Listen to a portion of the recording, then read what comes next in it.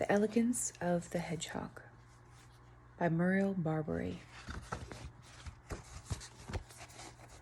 Chapter 1. Whosoever sows desire. Marx has completely changed the way I view the world, declared the Palieris boy this morning, although ordinarily he says nary a word to me. Antoine Palieris, prosperous heir to an old industrial dynasty, is the son of one of my 8 employers. There he stood, the most recent erudition of the ruling corporate elite, a class that reproduces itself solely by means of virtuous and proper hiccups, beaming at his discovery, sharing it with me without thinking or ever dreaming for a moment that I might actually understand what he was referring to. How could the laboring classes understand Marx? Reading Marx is an arduous task. His style is lofty, the prose is subtle, and the thesis complex. And that is when I very nearly, foolishly, gave myself away.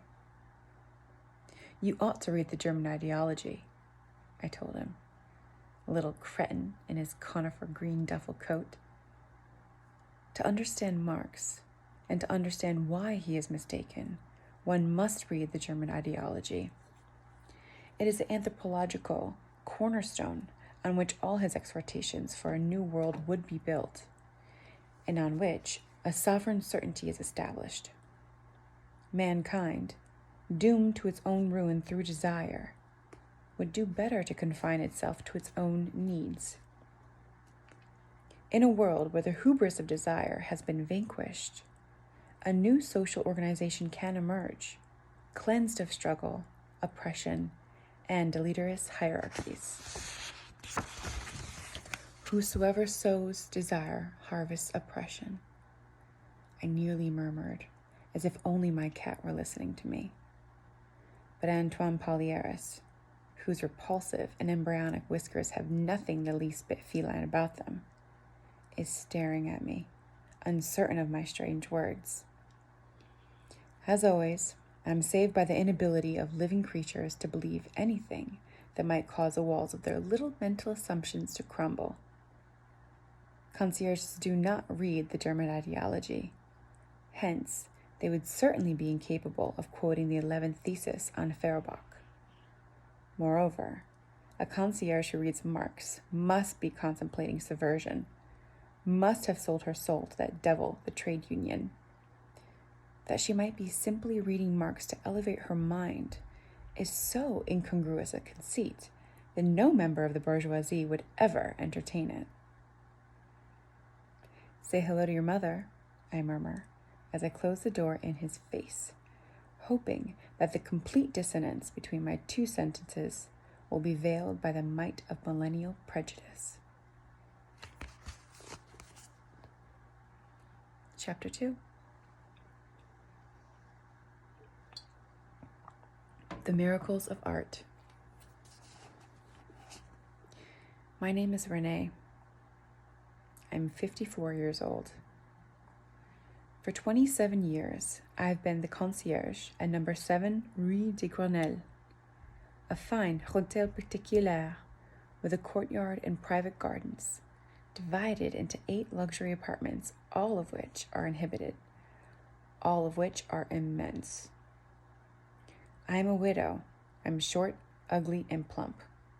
I have bunions on my feet, and if I am to credit certain early mornings of self-inflicted disgust, the breath of a mammoth. I did not go to college. I have always been poor, discreet, and insignificant. I live alone with my cat, a big, lazy Tom who has no distinguishing features other than the fact that his paws smell bad when he is annoyed. Neither he nor I make any effort to take part in the social doings of our respective species. Because I am rarely friendly, although always polite, I'm not liked, but am tolerated nonetheless. I correspond so very well to what social prejudice has collectively construed to be a typical French concierge, that I am one of the multiple cogs that make the great universal illusion turn. The illusion according to which life has a meaning that can be easily deciphered. And since it has been written somewhere that concierges are old, ugly, and sour, so it has been branded in fiery letters on the pediment of that same imbecilic firmament that the aforementioned concierges have rather large dithering cats who sleep all day on cushions covered with crocheted cases. Similarly, it has been decreed that concierges watch television interminably while their rather large cats doze, and that the entrance of the building must smell of pot au feu, cabbage soup, or a country-style cassoulet.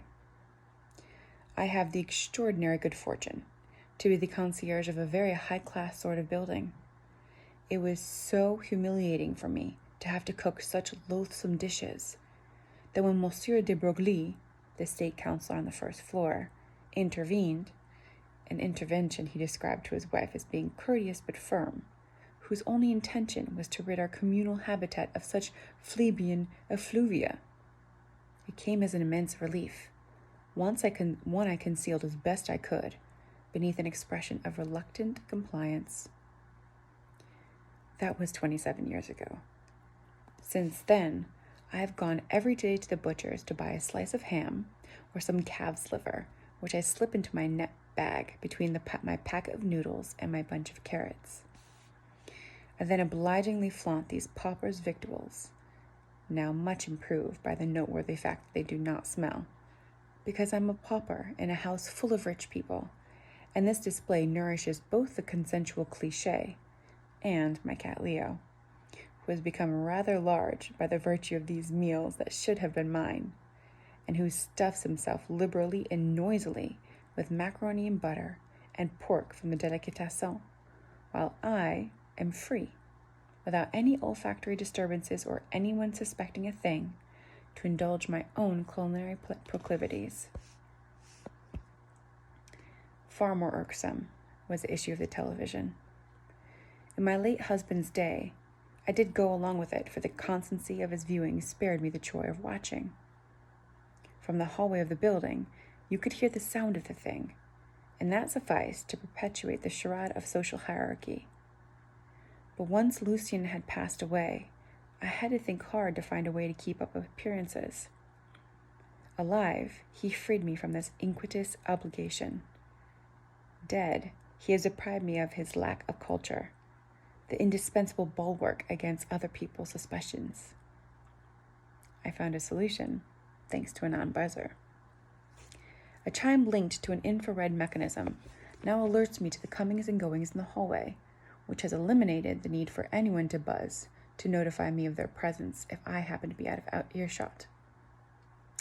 For on such occasions, I am actually in the back room, where I spend most of my hours of leisure, and where, sheltered from the noise and smells that my condition imposes, I can live as I please, without being deprived of the information vital to any sentry: who is coming in, who is going out, with whom, and at what time.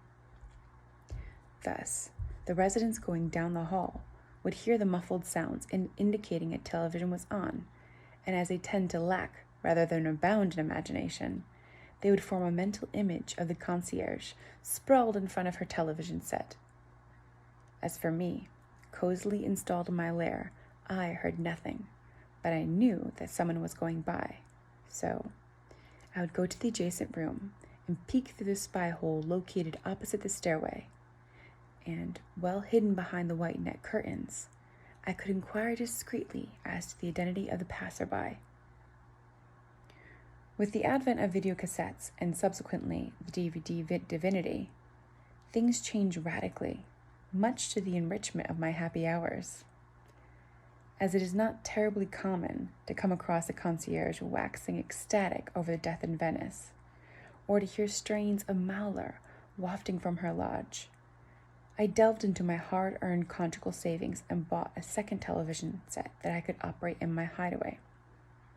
Thus, the television in the front room, guardian of my clandestine activities, could bleat away, and I was no longer forced to listen to inane nonsense fit for the brain of a clam. I was in the back room, perfectly euphoric, eyes filling with tears, in the miraculous presence of art.